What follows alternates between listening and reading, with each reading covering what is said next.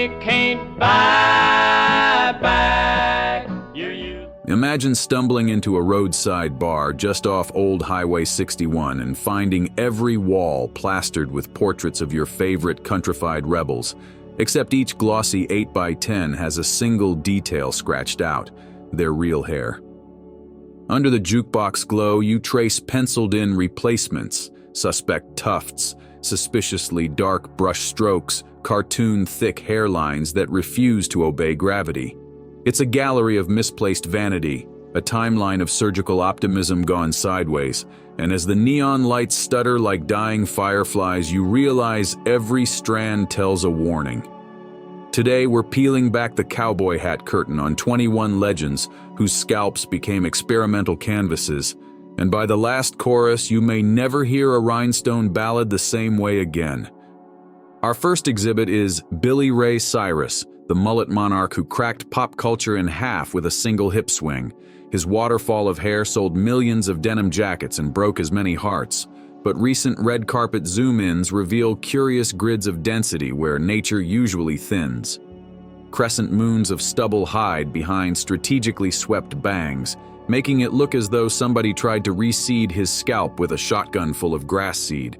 Online forums ignite whenever he steps outside, fans dissecting pixels like forensic meteorologists hunting a storm pattern nobody predicted would drift so far north.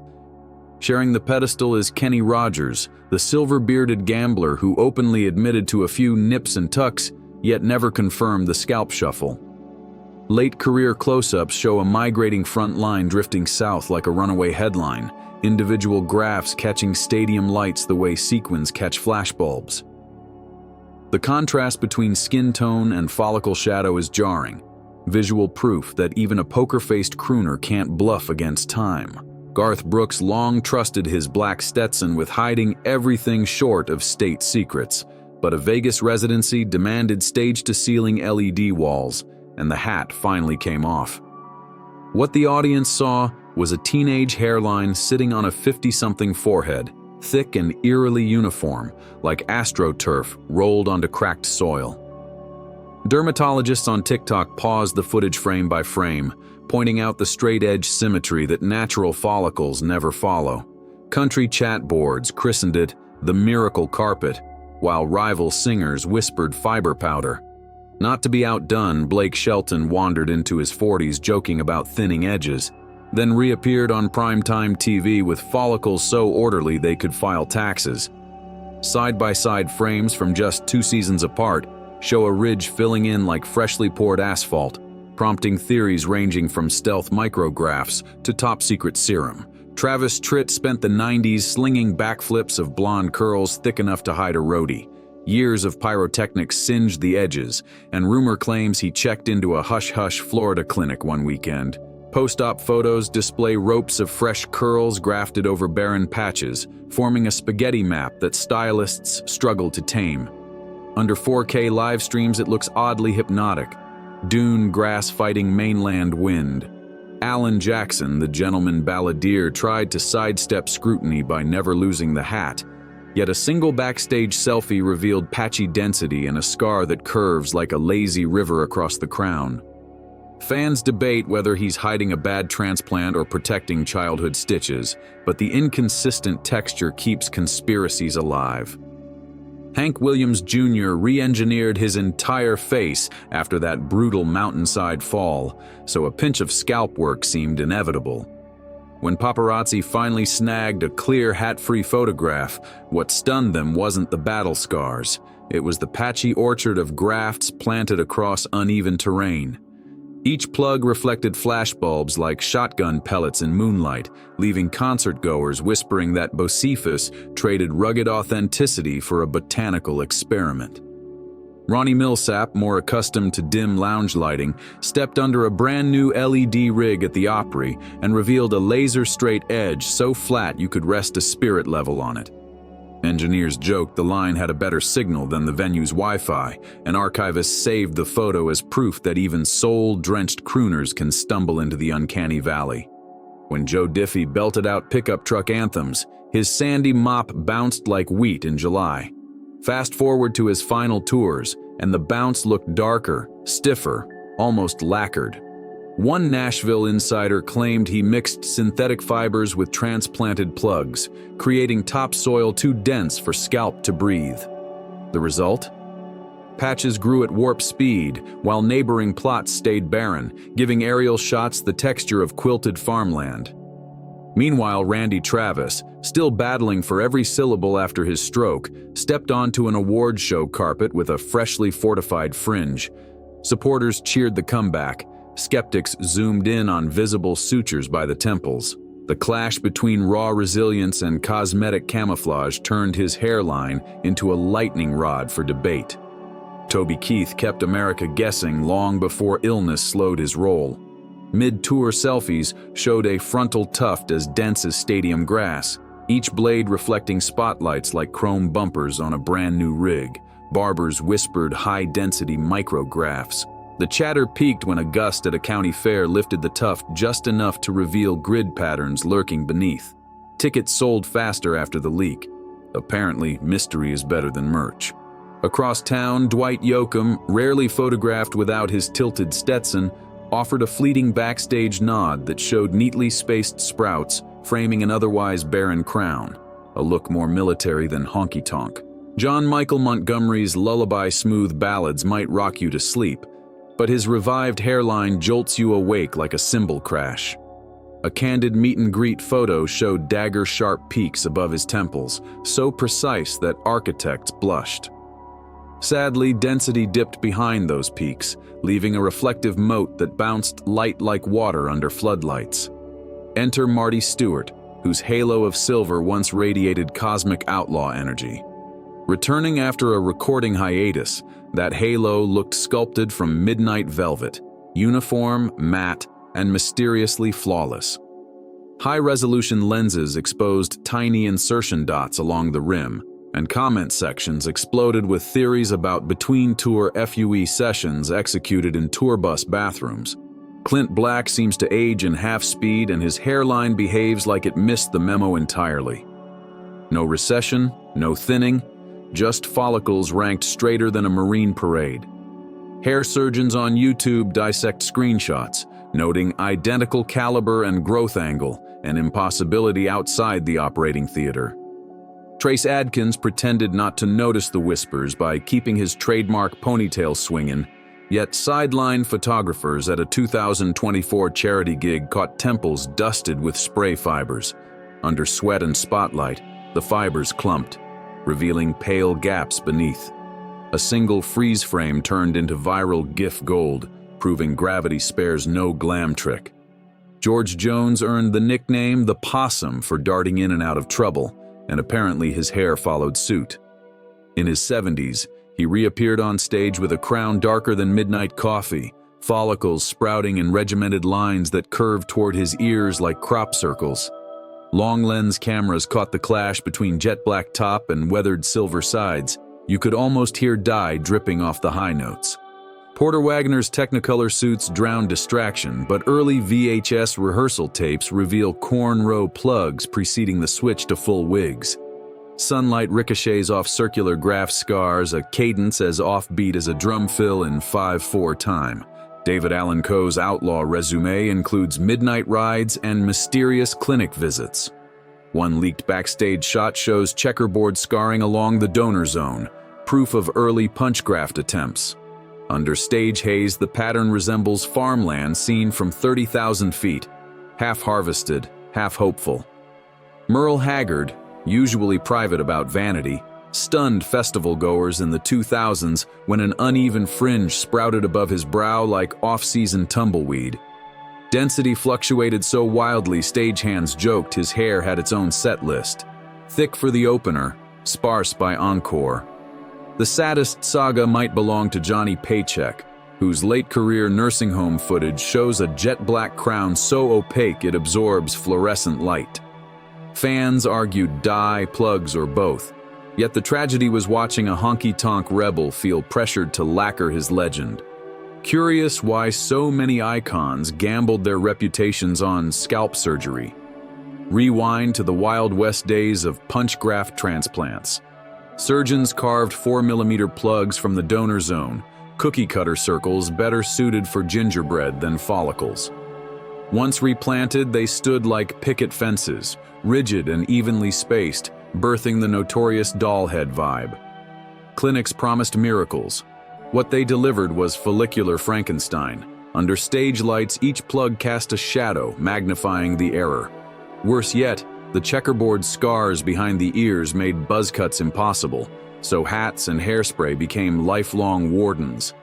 But the spectacle reached beyond scalp science. Once an A-lister surrendered to plugs, a whole shadow economy sprang up. Makeup artists toted suitcases of tinted fibers, scalp concealers, and emergency lace front pieces labeled like classified files. Lighting directors mapped concert halls to angle beams that never betrayed a graft. Some venues swapped front-row bulbs for soft-focus LEDs, after an entourage threatened to pull the gig unless the doll head glare vanished. The psychological toll proved steeper than touring overhead. Imagine stepping on stage before 10,000 fans knowing one bead of sweat could part your follicles like curtains. Anxiety bled into performances. Solos shrank, banter shortened, meet and greets devolved into hat-clutching sprints. Therapists now call it appearance fixation, obsessive mirror checks, midnight Googling of overseas clinics, whispered calls to stylists peddling miracles in exchange for NDAs. Critics insist silver streaks should have been worn with pride, yet country marketing worships evergreen vigor.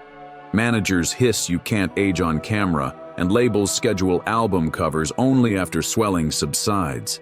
Surgeons pitch breakthroughs, dense micrografts, platelet cocktails, even stem cell whispers. When follicles still refuse to flourish, stylists pack gaps with aerosol dye and feather-light fiber clouds that drift off mid-encore. Fans capture the fallout, replaying confetti storms of pigment on infinite loop. Ironically, patients could have spared many scars. Robotic punch arms and high-resolution scalp maps now yield survival rates above 95%. Blake Shelton's rumored refinements likely tapped those modern tools, explaining the smoother blend compared to earlier disasters. Still, veteran doctors preach restraint. Authenticity beats alchemy, and age can polish a legend better than any graft. Today, their cautionary slides headline Med Spa Conferences, a fossil record of what happens when fame outruns follicles. Yet for every performer who silently regretted going under the knife, there was another who treated the ordeal like a fresh badge pinned to a denim vest. Picture the late-night songwriting camps out near Old Hickory Lake, where whispers still tell of impromptu follicle circles. Imagine 8 platinum-selling troubadours around a portable fire pit, guitars balanced on their knees, trading unreleased verses while a camp medic hovered behind them, checking graft temperatures with a laser thermometer. If a plug looked angry, someone produced a cooling spray meant for show horses, and they'd all lean back, hiss, and laugh about how the cold dulled both pain and pride. Legend says one of those lakeside gatherings birthed an unreleased supergroup single titled Rooted in the Wrong Place. The master tape never surfaced, but a stray lyric sheet popped up on eBay last winter. Left my heart in Austin, left my hair in Malibu, but the mirror keeps on telling me the bald truth's coming through. Bidders drove the price past $5,000 before attorneys swooped in, claiming the chorus revealed proprietary surgical secrets. Meanwhile, downtown Nashville coffee houses started hosting open mic, hat-off nights. Brave newcomers would step beneath track lighting, remove their caps with theatrical flourish, and play 3 songs while the audience pledged to stay hushed about whatever lunar landscape appeared. Applause doubled whenever a row of visible staples caught the light. Industry scouts lurked in the shadows, scribbling notes, vulnerability cells. The trend grew so hot that one promoter offered half-price lattes to anyone who showed a printable transplant receipt dated within 30 days.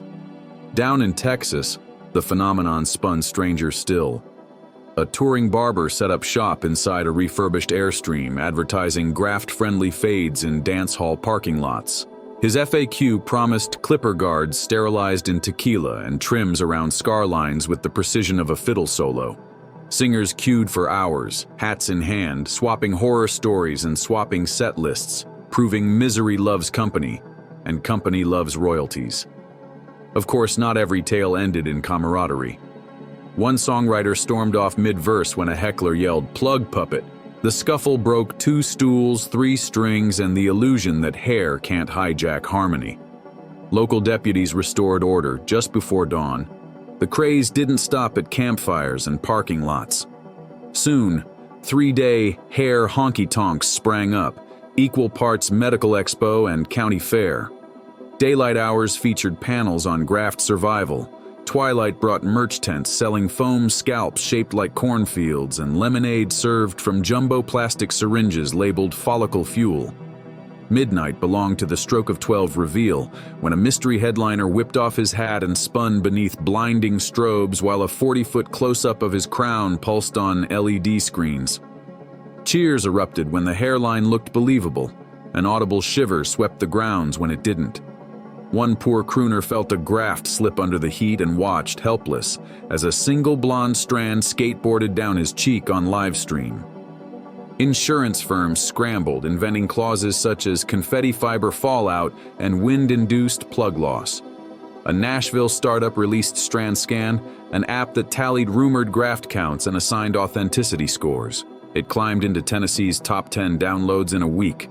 Vanderbilt even offered a seminar titled Country, Vanity, and the Post-Hat Identity, where final exams required quoting both dermatology journals and Merle Haggard lines while defending or condemning surgical showmanship.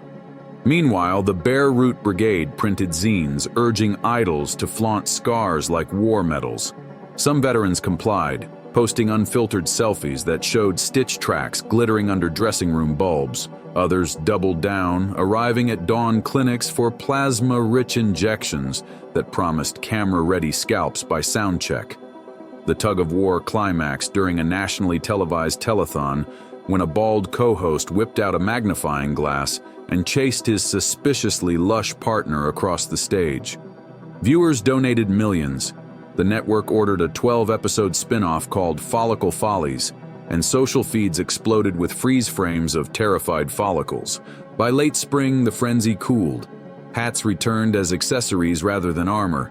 Clinics updated brochures with mental health disclaimers, and a faded banner outside Memphis announced the final hair honky-tonk, promising one last spin of the follicle roulette. Tickets vanished in 5 minutes, disclaimers and all. Yet the echoes lingered, reminding audiences that beneath every chorus about heartache or hometown pride hums a quieter verse about identity, stitched strand by strand into the legends we cheer.